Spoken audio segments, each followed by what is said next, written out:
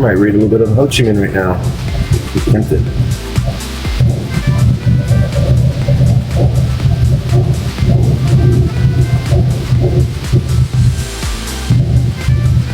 We're going to read about Ho Chi Minh a little bit. Figured out where I'm going to start. It has little things about Ho Chi Minh in here we're going to read about. We're going to read about Ho Chi Minh. Even a picture of his younger years. So we'll read a little bit and then we'll go into introduction if time permits. No, we're going to start on page 12. Page 12. Sorry. Page 12. I'm going to read about Ho Chi Minh.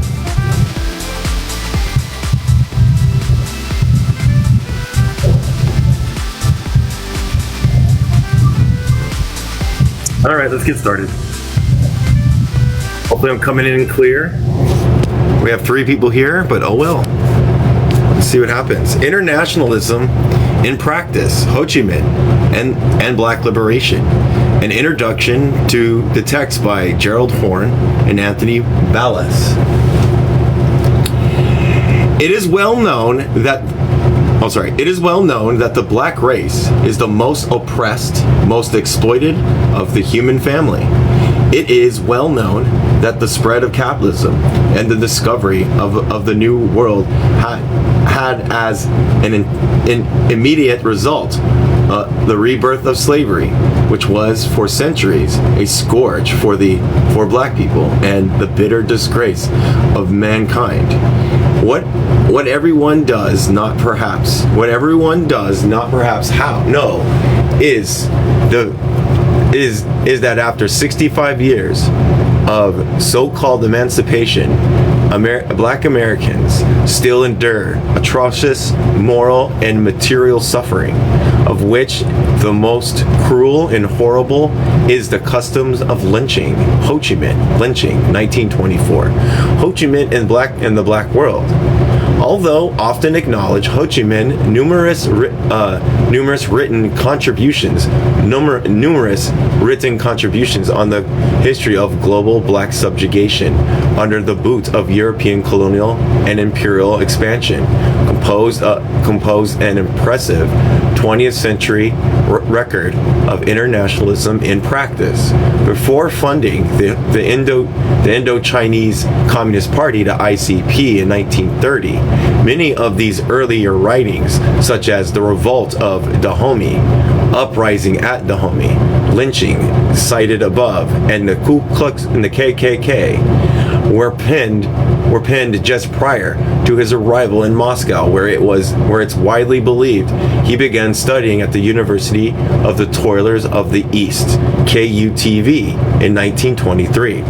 Although the historical record is imperfect, Ho's attendance at KUTV would make rational sense, given the school's reputation for training some of the 20th century's most celebrated internationalists, as various as Harry Haywood, who attended in 1925, Madun White's-Kaz in 1927, an anti-colonial leader such as Jomo Kenyatta in 1933, among others. In Moscow, Ho was considered the specialist on colonial affairs and worked for 5 years as a Comintern's European representative. As an agent of the Comintern, Ho also delivered a report on the national and colonial question at the Fifth World Congress in 1924, following on the heels of the Fourth World Congress, where Jamaican poet and novelist Claudia McKay delivered his, quote, report on the Black Question and drafted resolution alongside surnames born Otto Haduswode in 1922. Hose passionately asserted in July 1924 that it was the task of the communist newspaper to introduce the colonial question in our militants to awaken the working the working masses in the colonies and win them over to the cause of communism. Not without a bit of rhetorical flair, and punctuated his trenchant remarks, Ho follows his erudite plea with a question. But what have our newspapers done? To which he replies nothing at all.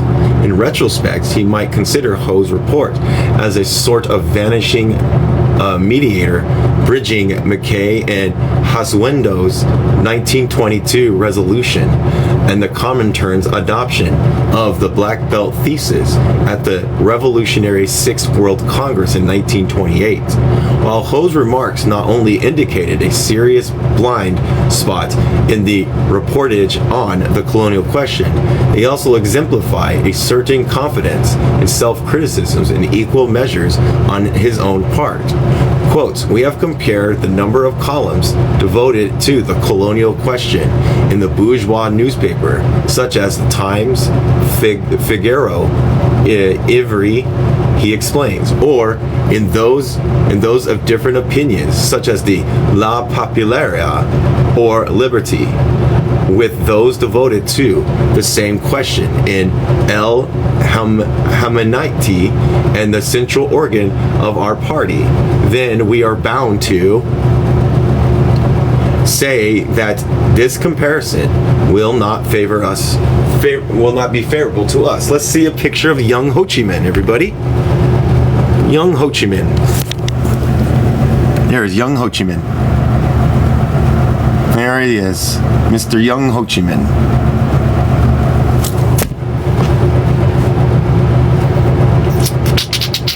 It is clear from these words that although Ho must have been aware that he was more prolific than most of his reporting on the colonial question in the pages of El Humanity, for instance, he also demonstrates an accurate reflexive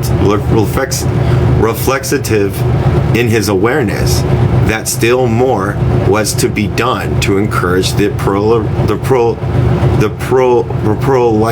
proliferation of this question evermore to international audiences. Even prior to his studies in Moscow, Ho began to develop his analysis of French colonialism. As early as 1919, Ho penned a letter to the U.S. Secretary of State, Robert Lansing, appealing for support against French colonialism in Vietnam in the hope that it might grace the desk of President Woodrow Wilson.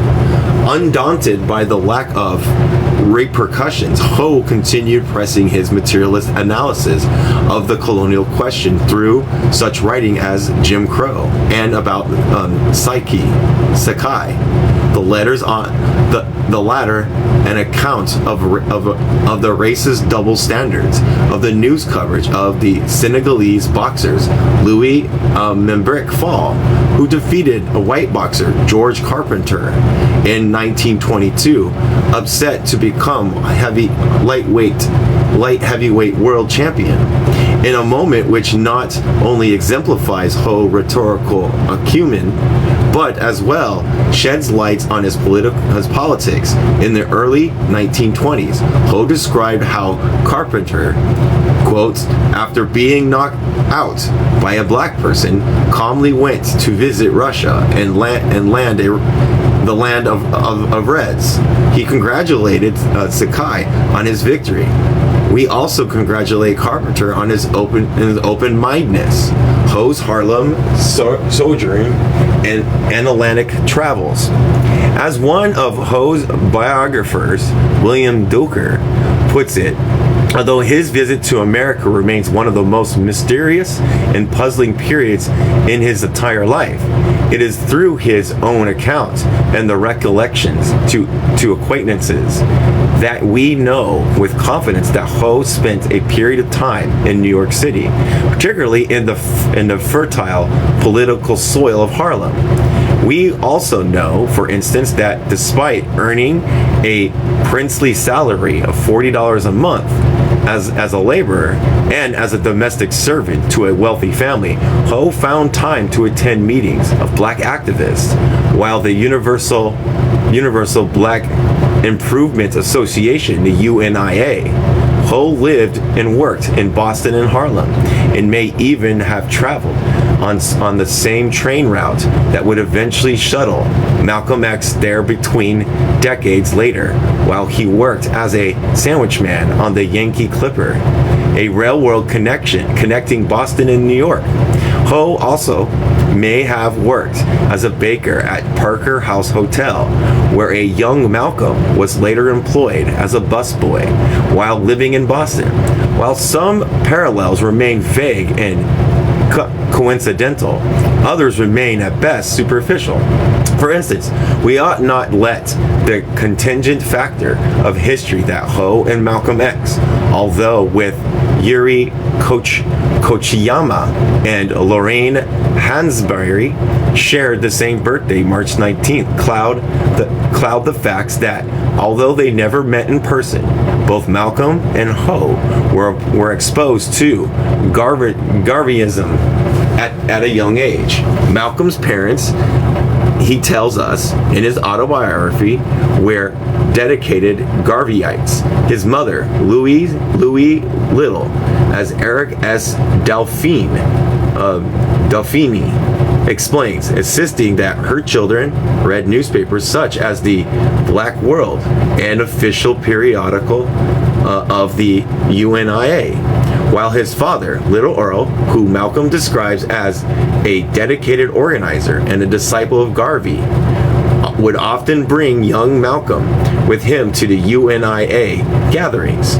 Robert F. Williams, who swamped Harlem stories with Ho's in the mid-1960s, describes how a saintly and over-jolly Ho recounted his visit to Harlem in 1920s as a merchant seaman, where he heard Marcus Garvey speak as a young man.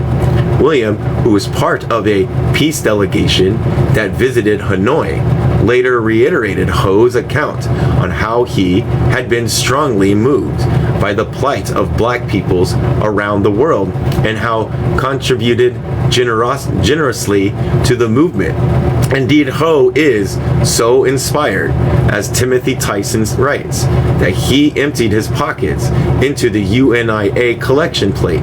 When Williams asked him if he had been a communist during these earlier years, Ho is reported to have answered in the affirmative. It is likely that lynching, KKK, and various of his writings on the plight of black people in the United States during his period were inspired by Ho's sojourn in Harlem. As active participants in the emergent and militant internationalism, and as a skilled and meticulous researcher, Ho carefully documented the brutal violence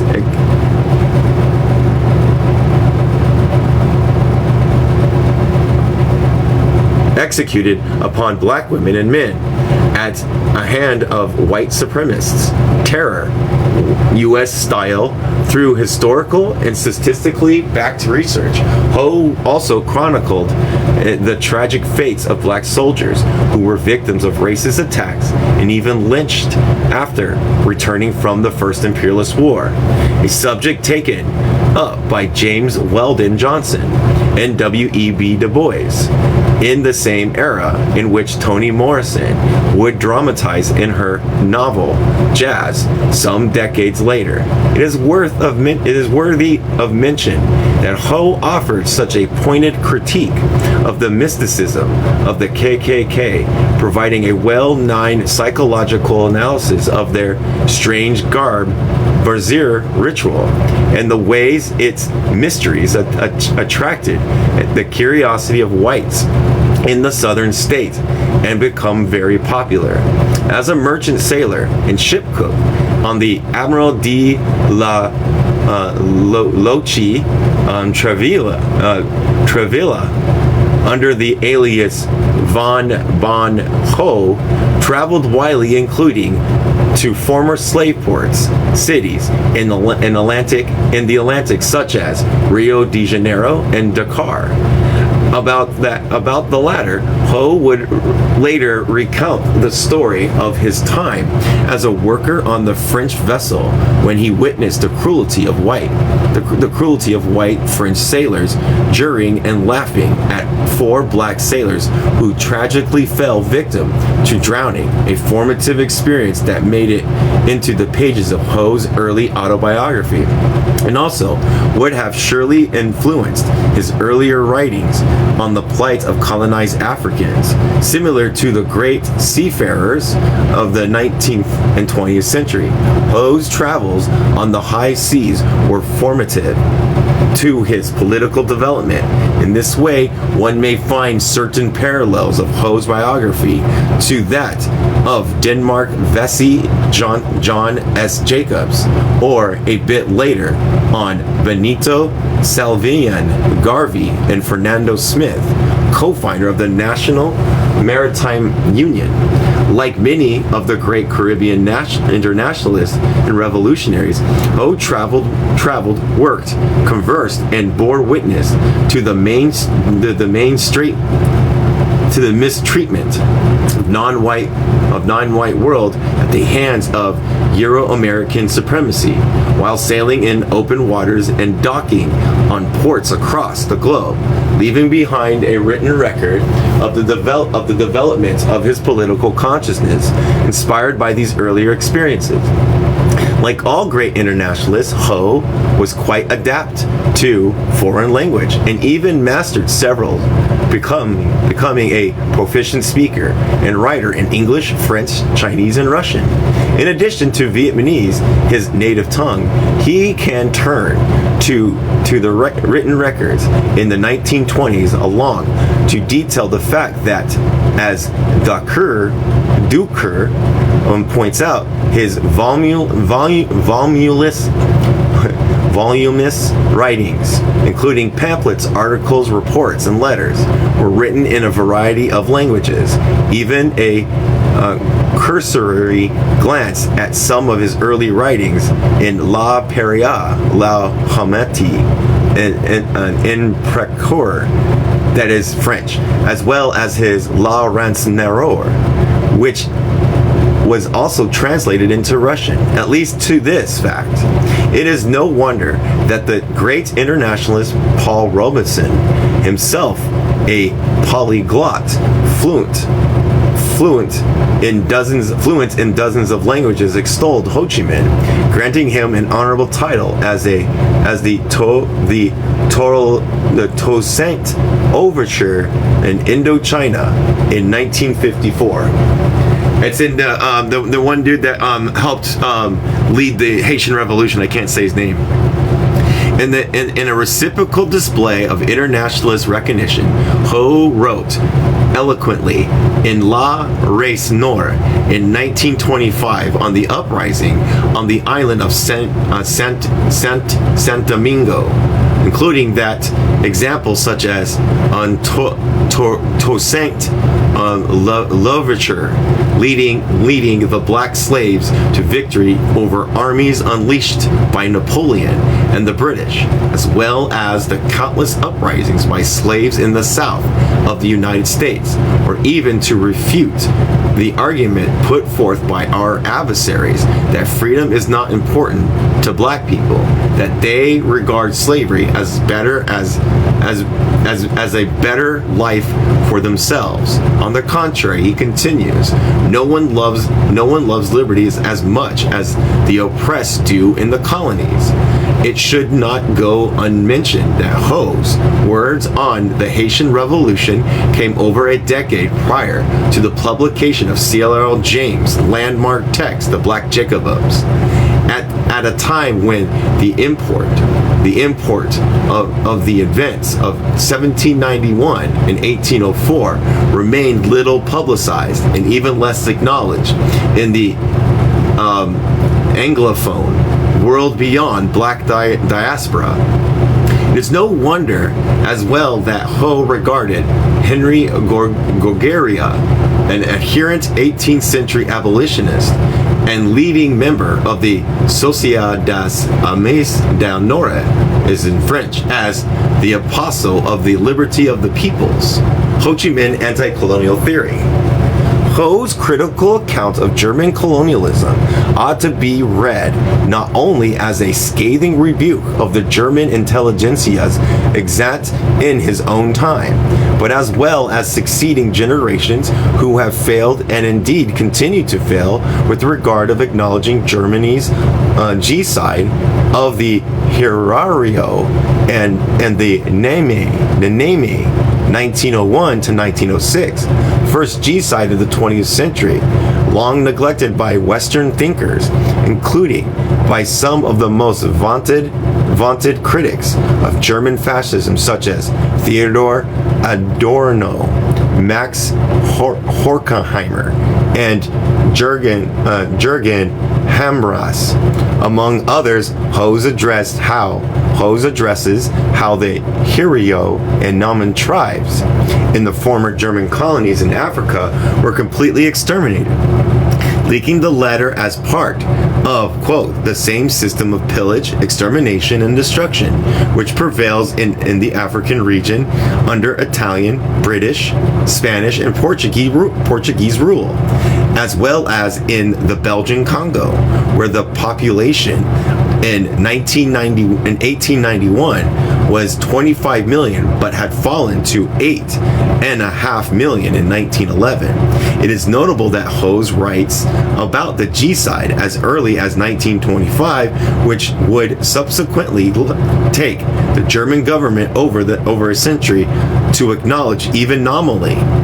To further emphasize this point, Ho's analysis was penned only a few years before Sigmund Freud would write his much celebrated Civilization and Its Discontents, wherein he diagnoses aggressivity as a fundamental drive in human nature, exploding as the unconscious result of repressive features of civilization. Although Freud was living in Lisbon during the Hirario and Naaman G-side, it was only after the First Imperial War that he even endeavored an attempt at understanding what drove humanity to mass atrocities. In fact, which reveals this blind spot in German colonial thinking more generally, and perhaps more particularly Freud's own drive to effectively gainsay German barbarism on the African continent by providing a theoretical cover, concealing the history of European colonialism altogether behind a purported theory of universal aggression. While Freud was busy lambasting and strawmanning versions of communism and civilization in its discontents, extraction, aggressivity, while also diluting intoxication as a mere form of fantasy and escapism, Ho was applying materialist analysis to history in order to diagnose the way slavery had become sublimated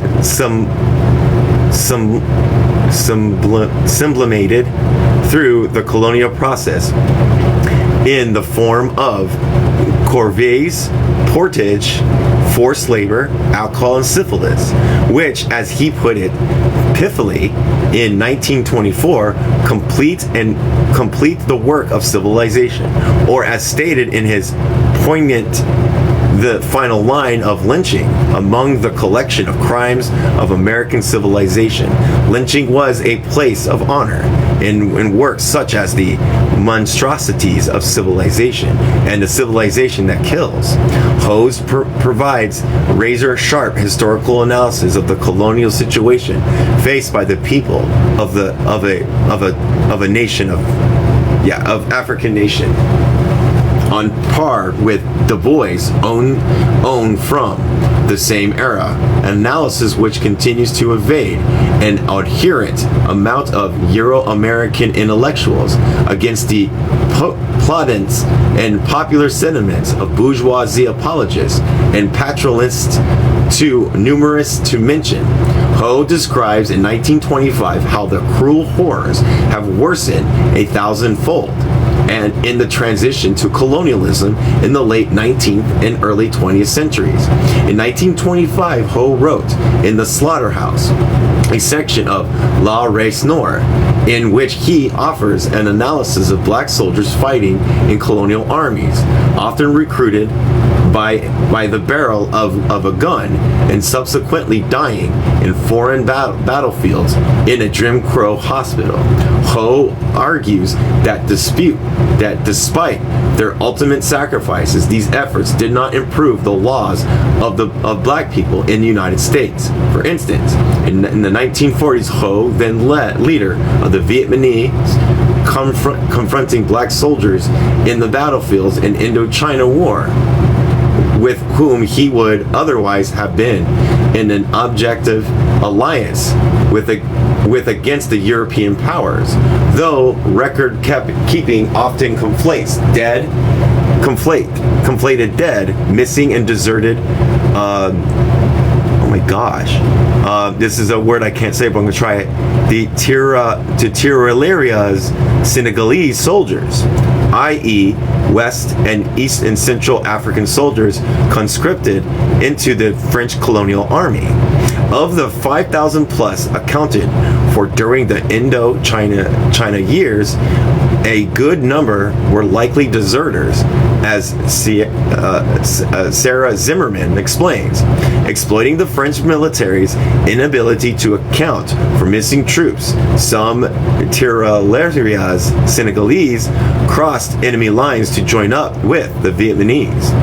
Zimmerman recounts one celebrated tale of a Guinean soldier, General Zerio, who deserted the Tiraillerias Senegaleses and was so dedicated that it, quote, led to his rapid promotion to general among the ranks of the Vietnam. Another account even claims that some deserters took advantage of the chaos of evacuation following the fall of Dien Bien Phu, presaging, what's this word? Hold on, please say the word.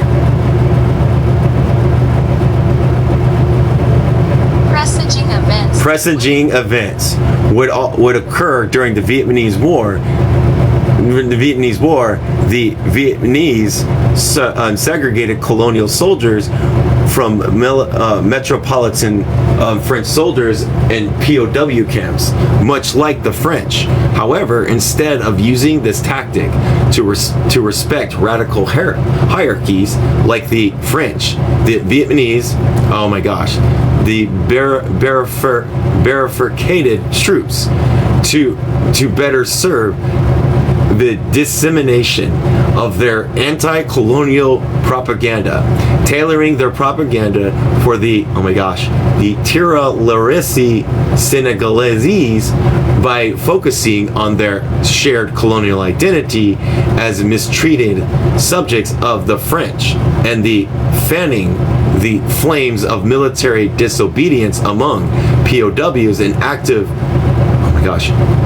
Tiraillerias, I can't say this word, Senegaleses. It's French, I can't say it. In this way, the Indochina War was the first large-scale anti-colonial war where evidence suggests that the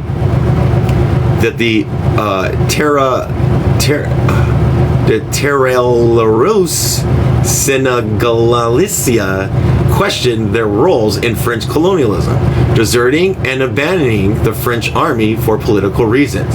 Thus, while Ho was actively fighting French colonialism and budding internationalism and anti-colonial consciousness, he grew underfoot, cultivated, and even spurred on by the Vietnamese deft propaganda efforts.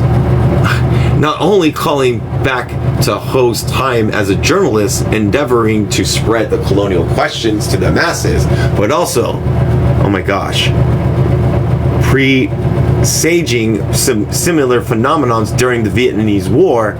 Even African American soldiers deserted the front, with many absconding to the famed Sole Allies in Saigon in order to escape the flagrant racism experienced in their own regiments.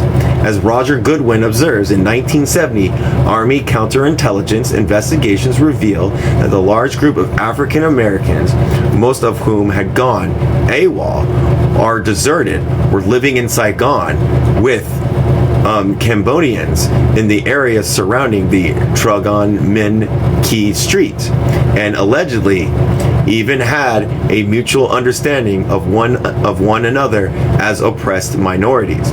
Reflecting in 1925, and with the typical rhetorical flair, Ho asked, "Did we not witness Handu soldiers who refused to attack China?" suggesting that this ought to serve as a grave warning for all imperialists who are thinking of sending native soldiers against the Soviet Republic, against the only loyal, and resolute defenders of all oppressed and exploited countries. It is clear that the United States did not heed Ho's sage observation, giving the way it would go on to, inter alia, stoke the flames of war between the Soviet Union and the religious zealots in Afghanistan in the 1980s, and recoil of which was felt on September 11th, 2001. Black American and Ho Chi Minh. When Robert F. Williams met with Ho in the mid-1960s, he is said to have participated in producing some anti-war propaganda directed at black soldiers. Williams' experiences in Vietnam, his meetings with Ho Chi Minh, not least, left him with a persistent new depth of commitment to stopping the Vietnam War, a political priority that he shared with the increasingly radical young insurgents of the freedom movement in the United States. This new anti-war passion accumulated in Williams sending, quote, a batch of telegrams to freedom movements leaders, including James Forman of SNCC and James Forman of CORE, in April 27, 1965, in which he stated, radical terrorists exterminating people of color, humanity in Vietnam, decency. Hold on, let me see this word. Hold on a second. Colored humanity of Vietnam, decency. I was right. Decency and conscience requires all freedom fighters to join the battle of peace. Join the battle for peace. On the very same day, Martin Luther King Jr. also received another of Williams' patented political taunts, which reads as follows: as non-violent advocate and winner of the Nobel Peace Prize, he told the minister, decent people of the world await for resolute condemnation and racist American escort slaughters of the people of color, humanity in Vietnam. As president of the Monroe, North Carolina chapter of the NAACP, Williams' anti-war efforts cut against the grain in the years following and compromised in the 1954 when the NAACP turns its back on the internationalism, particularly under the executive secretary Roy Wilkins. Wilkins viciously attacked Martin Luther King Jr. for his pro-peace stance on Vietnam. When American black soldiers kills in Viet Cong, he is not killing a person of color. Why should we consider the Viet Cong our brothers? We ask, oh my gosh, I don't know this word. As president of the Monroe, North Carolina chapter of the NAACP, William France's anti-war Hold on, everybody. efforts cut against the grain in the years following the Compromise of 1954 when the NAACP turned its back on internationalism, particularly under Executive Secretary getting there, everybody. Wilkins. Wilkins viciously attacked Martin Luther King Jr. for his pro-peace stance on Vietnam. When an American Negro soldier kills a Viet Cong, he is not killing a colored brother.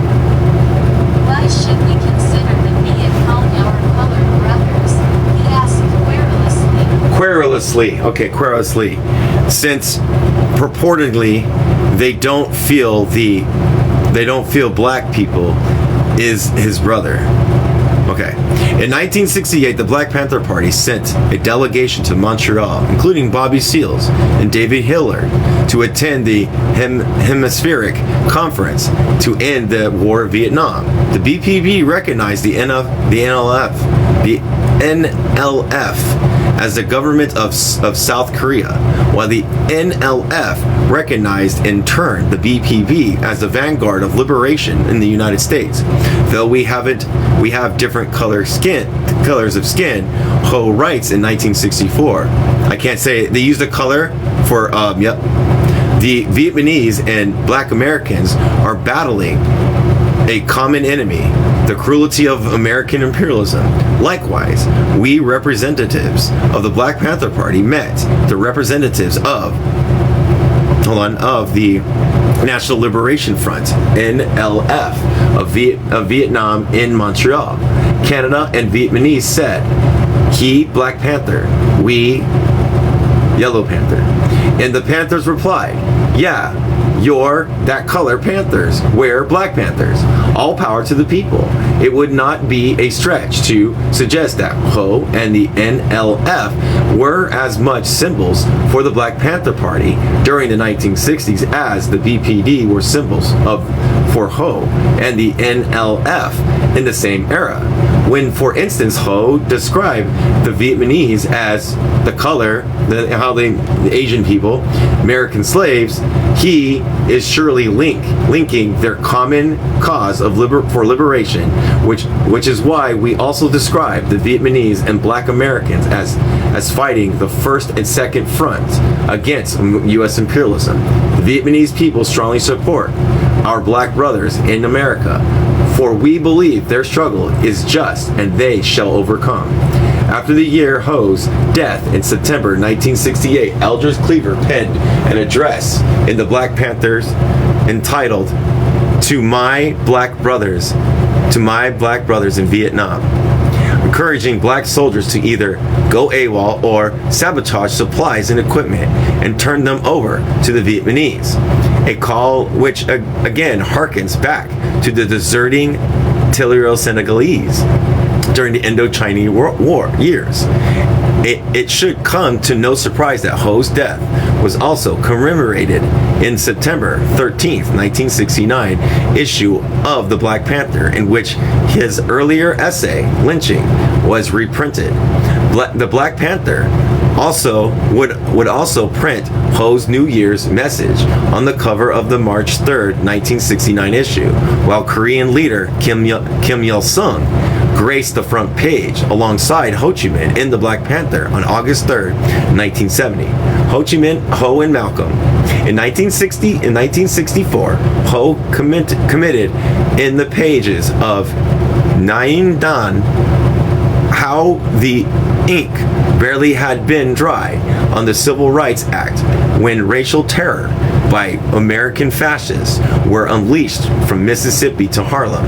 Ho then linked this crusade of radical terror to the violence that the U.S. empire has executing contemporaneously upon the Asian Americans, slaves of South Vietnam. In this commentary, Ho also makes an allusion to one black leader who warned quite accurately that this was only a deceptive swindle that was propagated by the Americans' ruling class, given that Malcolm X traveled the globe railing against civil rights, acting in highly publicized speaking engagements in Ghana, Nigeria, Egypt, Saudi Arabia, and England. It is possible, even probable, that Ho and Malcolm in mind when he wrote these lines. Malcolm also referred to 3 civil rights workers murdered in cold blood in Mississippi after the passage of the Civil Rights Act. For instance, Malcolm also would go on to give his landmark speech, not just an American problem, but a world problem, in Rochester, New York, in February 16, 1965, where amid thunderous applause, he would make bold references to American planes, American bombs, escorted by American paratroopers armed with machine guns, arriving in South Vietnam, exposing certain Hackney's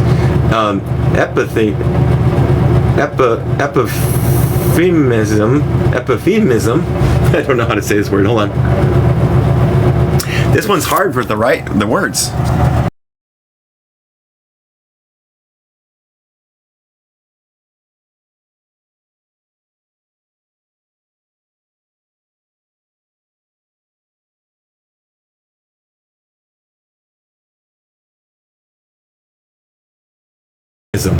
Euphemism often employed by agents of U.S. empire. Malcolm X spoke 20,000 soldiers who we are made to believe were not soldiers, but rather escorts and just advisors. A rhetoric all too familiar to anyone with even a passing knowledge of the way the U.S. war machine operates. They're able to do all of this mass murder and get away with it, he continues, by labeling it humanitarian, an act of humanitarianism, or in the name of freedom, in the name of liberty, and all kinds of high-sounding slogans, but it's cold-blooded schmurder, mass murder. It was likely no coincidence that FBI memos dated 18th and 21st February 1965, just days after Malcolm's rip-roaring speech at Rochester, make reference to how he spoke at numerous meetings and functions, appeared on various radio and television shows, and spoke at meetings sponsored by militant and subversive groups, including the Socialist Workers' Party, as well as participating in debates and held press conferences in which he argued black people to obtain pew-pews for self-protection and to register to vote, criticize the government, President Lyndon B. Johnson, and black fighting in Vietnam. Though they never met in person or exchanged correspondence, Ho Chi Minh and Malcolm X shared more than a birthday in common, forged in the furnace of European colonialism and U.S. empire from their youthful experiences as workers bouncing between Boston and Harlem, as well as the inspiration they drew from Garveyism and the UNIA. In their dedicated and principled commitments to internationalism, Ho and Malcolm were as much contemporaries to one another as they remained our contemporaries today. Reflecting on Ho Chi Minh's time in Harlem, his meeting with Robert F. Williams, as well as Maoist inflection in both the National Liberation Front of Vietnam and Black Panther politics, Vise Farshad encourages us to appreciate the validity of the ideal of third developing world solidarity, and asserts that the radical version of emerged in the 20th century enabled a sense of enchanted comradeship of the 1960s and 1970s, and are a legacy worth revisiting in this new century. With the publication of this curriculum in English, we can assure that these radical visions of developing world solidarity remains intact and focused in our present era. We ought to remember not only of this shared history in the global struggle of oppressed nations against Western imperialism, but also of cultivation and analytical and practical forms so desperately needed to galvanize, orient, and in some cases reorient and retrain our theoretical and organizational insights on forms of collective action towards the continued development of international socialism. This volume thus fills the vacuum left open by the intersections of rampant anti-intellectualism, rampant anti-communism, and ultimately rapacious capital and variable unholy trinity that looms vulture-like over the political and social landscapes much of the Anglophone world, particularly the United States. As an aid in development of materialist global analysis trained on international solidarity, these volumes challenge the dominant philosophical and political modes fashionable on much of the Western left today, with its monopoly on eclecticism through which it often serves as an unwitting participant in the retreat from class analysis, and thus as an unknowing maiden of historical amnesia. It is with hope that these volumes might aid in the development of political consciousness and perhaps even offer insight into the much needed analysis of ultra leftism and other infantile disorders which remain prevalent in our present era. As well, we remain hopeful that these volumes might assist in the further development of analysis of class collaboration historically in our own time, as well as the stubborn attachment of some of our friends on the left in virulent white supremacy, aided and abetting the global rise of right-wing extremism, which in turn, we're afraid to say, lubricates the path of the emergence of a unique form of neo-fascism. All right, shall we go and try to get a little bit started on here? Let's get a little started. We have 45 minutes. That was hard to read. Editor notes. Got to do a whole bunch of going down to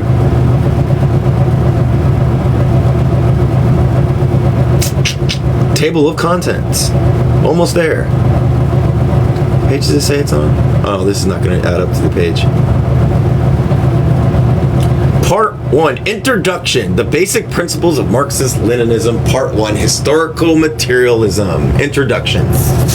All right, here we go, everybody. Let's get down to the nitty-gritty. Let's start being confused, and let's see what we can do. This is the first time ever reading this book. Historical materialism is a system of dialectical materialism, viewpoints of human society, as well as the result of applying the methodologies of dialectical materialism and materialist dialectics to the study of social life and human history. Following is a list of key words and concepts that will be used throughout the remainder of this text. It is important to note that within dialectical materialism and historical materialism methodologies, many words are used differently or have different definitions from how we are used in mainstream bourgeois dominant fields of philosophy, economics, and history, etc. As such, we suggest reviewing the definitions and vocabulary words supplied in this text, even if you are already familiar with them. For easy reference, there is a glossary, an index at the end of the book, starting on page 284. Words that are underlined like this, I'll show you guys here in a minute, can be found in the glossary. So if you're following along, they're talking about, I don't know if you can see it. See that line? The little dotted line? That's what they're talking about. So if you're reading along, that's what they're talking about. Dialectical materialism. Dialectical materialism is the universal philosophical and methodological system which forms the theoretical core of a scientific worldview, which has first developed by Karl Marx and Friedrich Engels with the express goal of achieving communism. Dialectical materialism is the subject of Chapter 1 and Part 1 of this series, Curriculum of the Basic Principles of Marxist-Leninism, the Worldview of Philosophical Methodologies of Marxist-Leninism, which will be referenced throughout this volume. Print and electronic copies of this book are available. Okay, cool. As a universal philosophical and methodological system, dialectical materialism can be used to analyze and engage with all things, phenomena, and ideas. Materialist dialectics. Materialist dialectics is a scientific system of philosophy concerned with motion, development, and common relationships, and with the most common rules concerning the motion of development and nature, society, and human thought. Materialist dialectics is the subject of Chapter 2 of Part 1 of this series and will also be referenced throughout the volume, along with Chapter 1 as mentioned above. The framework of materialist dialectics can be used to analyze change, motion, and development of all things, phenomena, and ideas. Viewpoint. A viewpoint, also known as point of view or a perspective, is a dialectical materialist framework and starting point of analysis which determines the direction of thinking from which phenomena and problems are considered. History as used in historical materialism typically refers to human history. Vietnamese history textbooks from 10th grade students gives the following definition of history. History includes everything that happened in the past. Human history is the entirety of human activity, from the origins of humanity to the present day. Human history includes the history of humans' interactions with nature, as well as the history of humans interacting with each other. There is a distinction between historical facts and historical perceptions.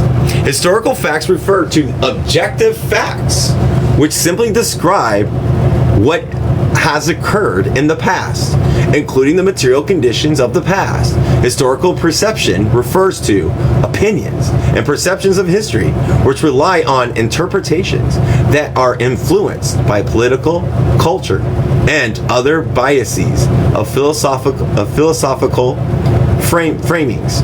The Vietnamese history book, textbook, refers above, provides the following examples.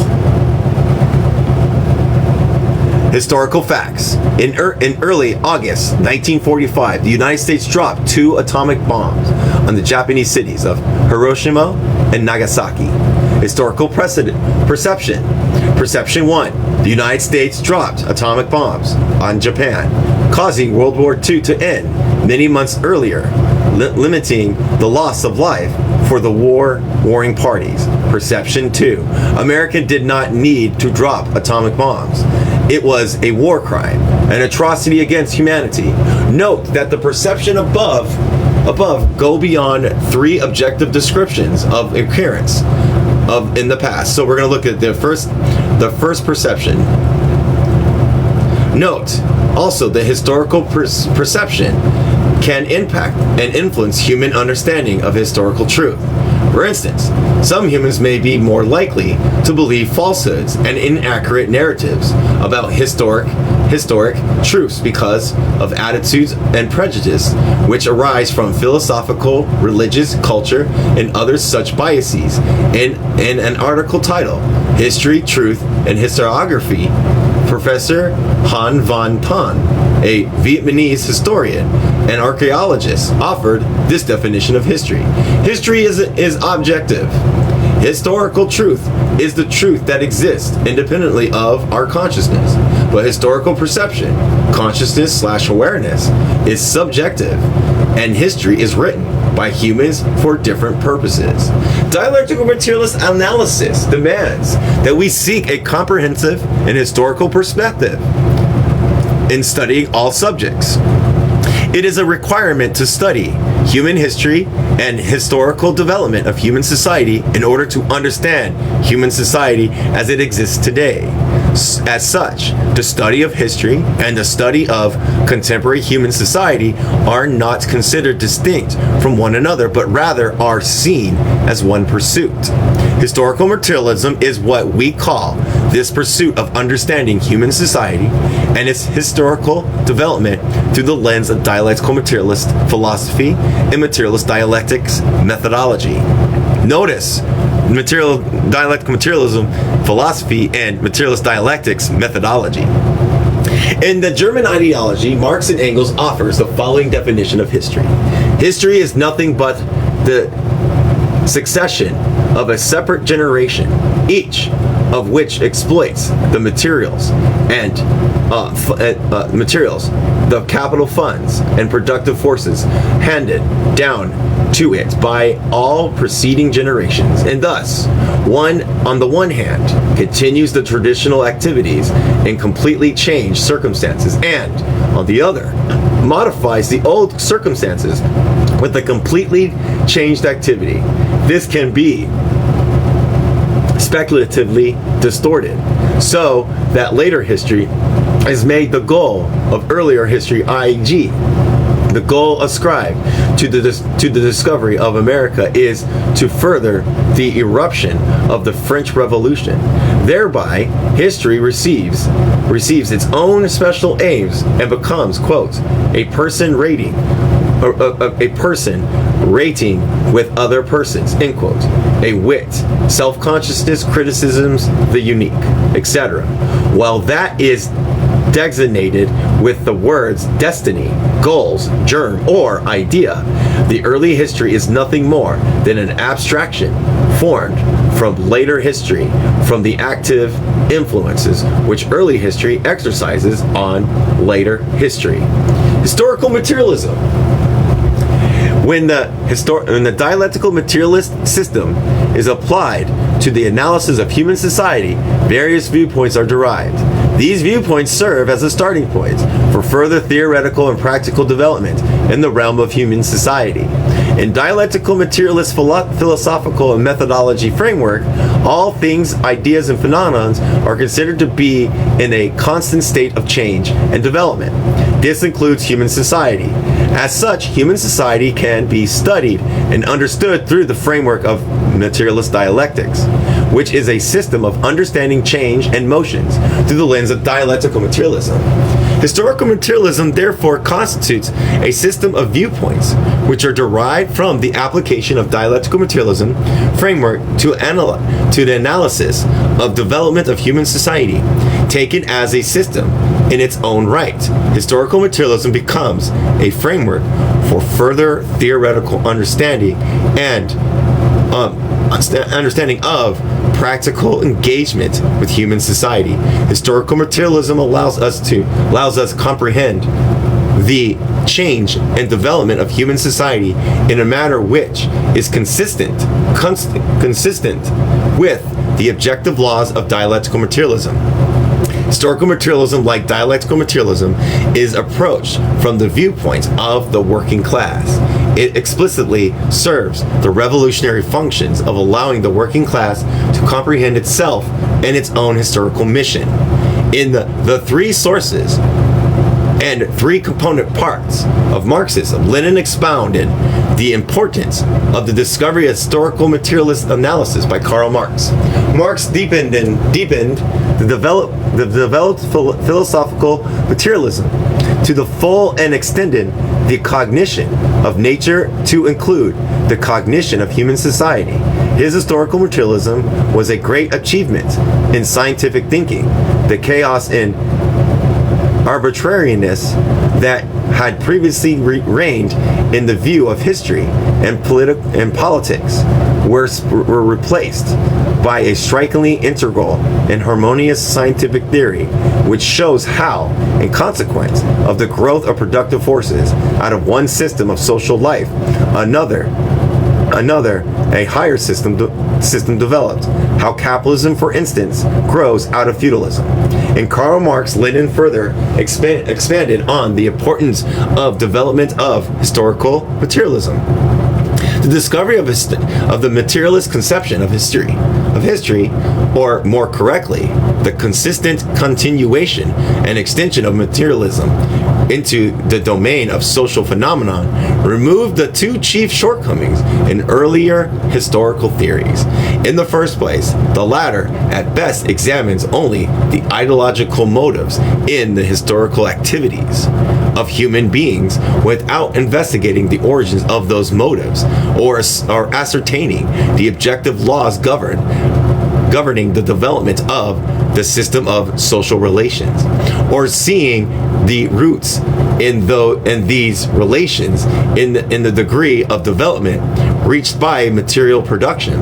In the second place, the earlier theories did not embrace the activities of the masses of the population, whereas historical materialism made it possible for the first time to study with scientific accuracy the social conditions of the life of the masses and the changes in those conditions. At best, pre-Marxist sociology and historiography brought forth an accumulation of raw facts collected at random and the description of individual aspects of the historical process. By examining the totality of opposing tendencies, by reducing them to precisely definable conditions of life, of production of the various classes of individual aspects of the historical process, by examining the choice of the particular dominant ideas or its interpretations, and by revealing that, without exception, all ideas and all the various tendencies stem from the conditions of the material forces of production. Marxism indicated the way to an all-embracing and comprehensive study of the process of the rise, development, and decline of socioeconomic systems.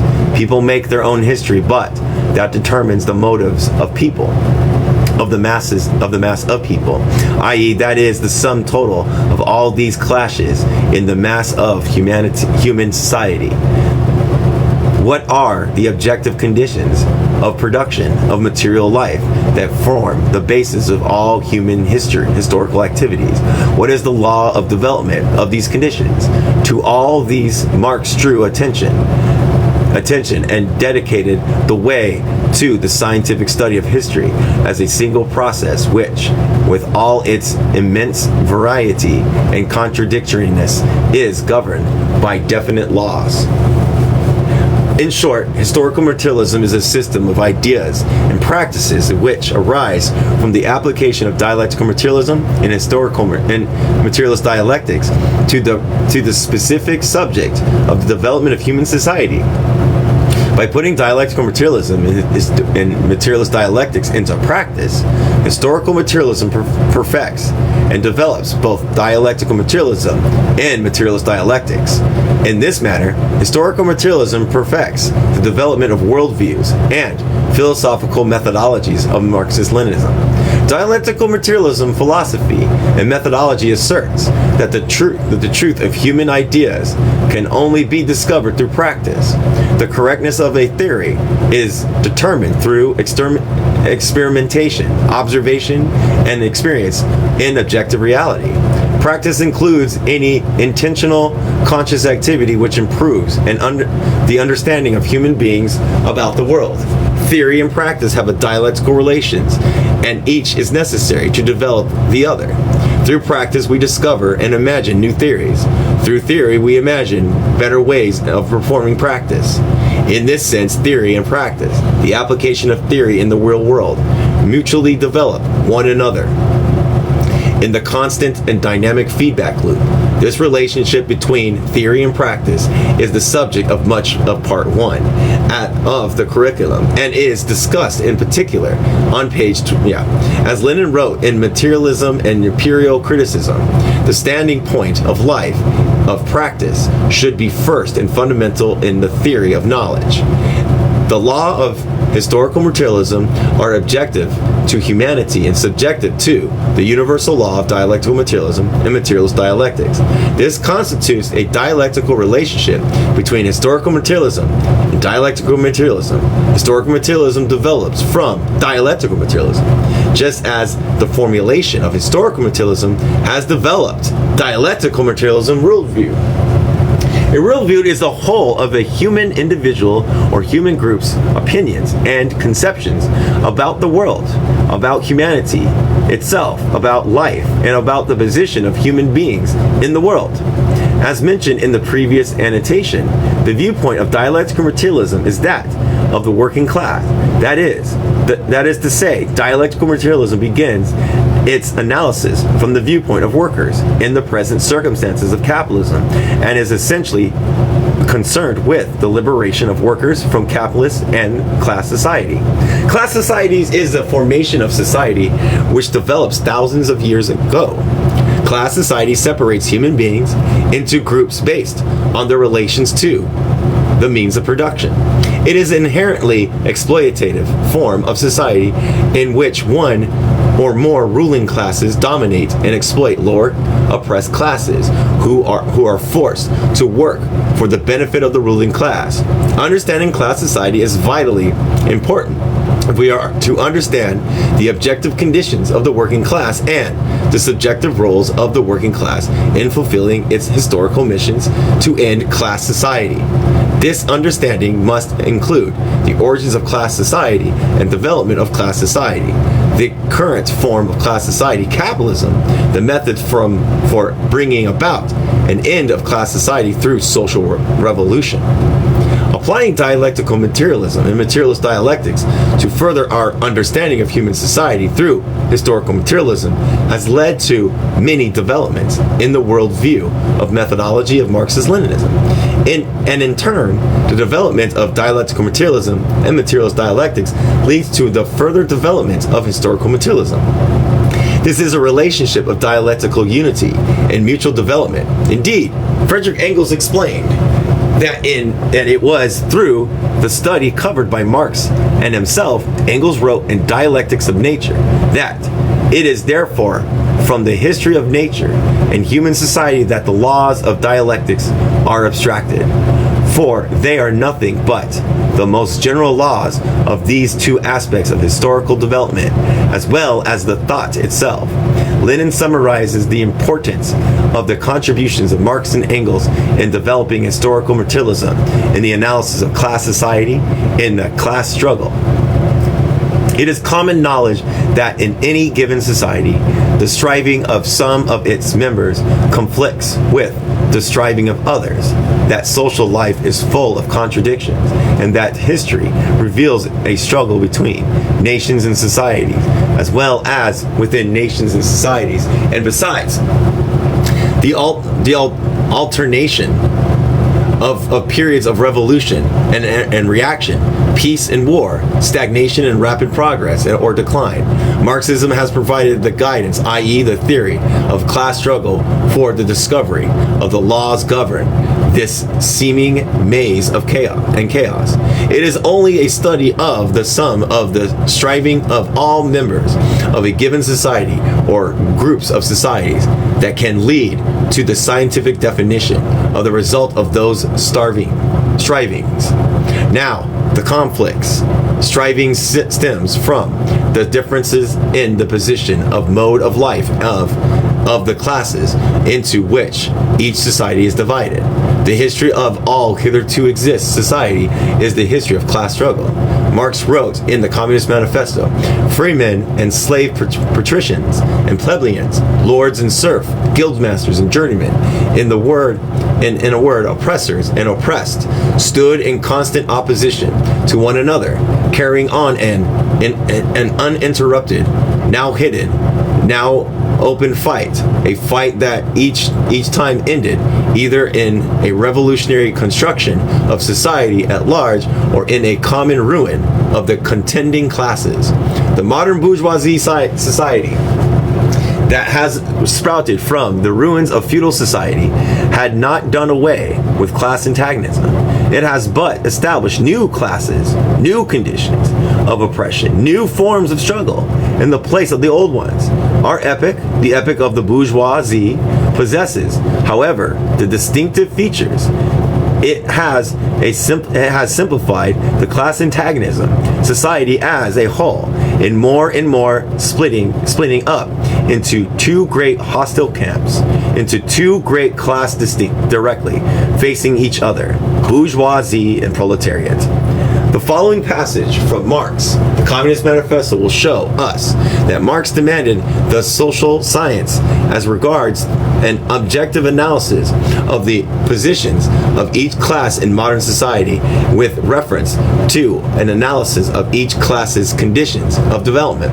Of all the classes that stand face to face with the bourgeoisie today, proletariat alone is a really revolutionary class. The other classes decay and finally disappear in the face of modern industry. The proletariat it is its special and essential product. The lower middle class, the small manufacturers and the shopkeepers, the artisans, the peasants, all these fight against the bourgeoisie to save from extinction their existence as fractions of the middle class. They are, therefore, not revolutionary, but conservative. Nay, more, they are reactionary, for they try to roll back the wheel of history. But if, by chance, they are revolutionary, they are so only in the view of their impeding transfer into the proletariat. They thus defend not their present, but their future interest, their their own standpoint, to place themselves at that of the proletariat. In a number of historical works, Marx gave brilliant and profound examples of materialist historiography, of any analysis of the position of each individual class, and sometimes the various groups of strata within a class, showing plainly why and how every class struggle is a political struggle. We're doing good. We're at 20 minutes. The above quoted passage is an illustration of what a complex network of social relations and transitional stages from one class to another, from the past to the future, was analyzed by Marx so as to determine the outcomes of historical development. The complexities of human society demands that we seek a comprehensive and historical perspective in analysis of human society. Historical materialism is one of the greatest discoveries of Marxism, because the discovery of the materialist conception of history, or more correctly, the consistent continuation and extension of materialism into a domain of social phenomena, remove the two chief shortcomings in early historical theories. The two chief shortcomings in early historical theories, which predate historical materialism, are described by Lenin in his work Karl Marx. 1. Earlier theories of history examine only the ideological motives of human beings without investigating the origins of those motives, or asserting the objective laws govern the development of the system of social relations, or seeing the roots of these relations and the degree of development reached by material production. In other words, earlier conceptions of human history overemphasize the ideological position of humans and ignores the material basis of these positions in objective worlds. This constitutes an idealist conception of history. 2. The earlier theories did not embrace the activities of the masses of the population. Rather, they focus on the activities and lives of the ruling classes, which compose only a small minority of the human population of historical societies. This offered only a small glimpse of the whole human history, and the biased glimpse at that, as it overemphasized the activities of the ruling minority while largely ignoring the activities and the objective conditions of the ideological development of the working masses. Historical materialism has a major was a major breakthrough because it offered a materialist conception of history, which concretely explores the objective material conditions and motivation of ideological development of human society. The historical materialism also, in the words of Lenin, made it possible for the first time to study with scientific accuracy the social conditions of the life of the masses and the changes of those conditions. This fundamentally transformed the study of human history by putting it on a scientific materialist basis, which examines the entire scope of all classes within human society. At the same time, Marxism indicated the way to an all-embracing and comprehensive study of processes of the rise, development, and decline of social economic systems formed from the materialist point of view. Above quotation is taken from the following passage from Karl Marx by Lenin. At best, pre-Marxist sociology and historiography brought forth a accumulation of raw facts collected at random, and a description of individual aspects of historical processes.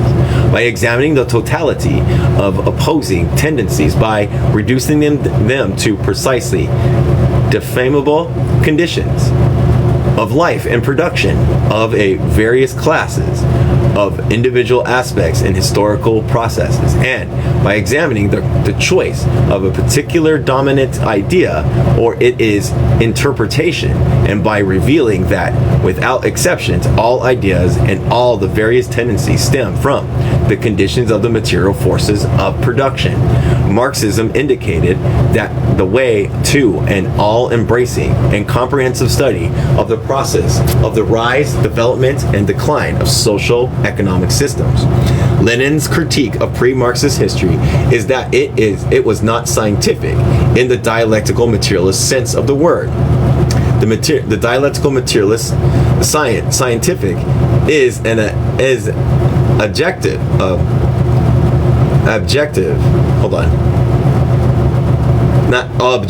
objective, which describes methodologies, approaches, and practices of gaining knowledge and insights, which are methodological and or systematic.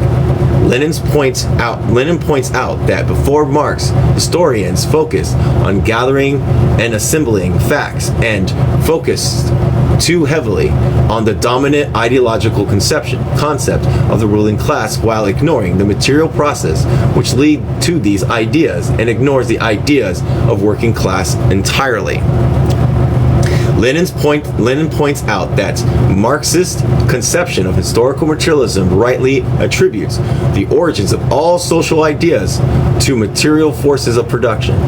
This relationship between material forces of production and social ideology will be explained in more detail throughout the rest of this book, but the main point is that all ideas are determined by objective material processes, though those ideas can impact the material world through the conscious activities of human beings. This concept of foundational to dialectical materialism understanding and reality of, and this explained in more details in part 1. Lenin continues, people making their own history, but what determines the motives of people, of the mass of people, i.e., what is the sum total of all these clashes in the mass of human society? What are the objective conditions of production of of material life that form the basis of all man's historical activities? What is the law of development of these conditions? To all these, Marx drew attention and indicated the way to a scientific study of history as a single process which, with all its immense variety and contradictoriness, is governed by definite laws.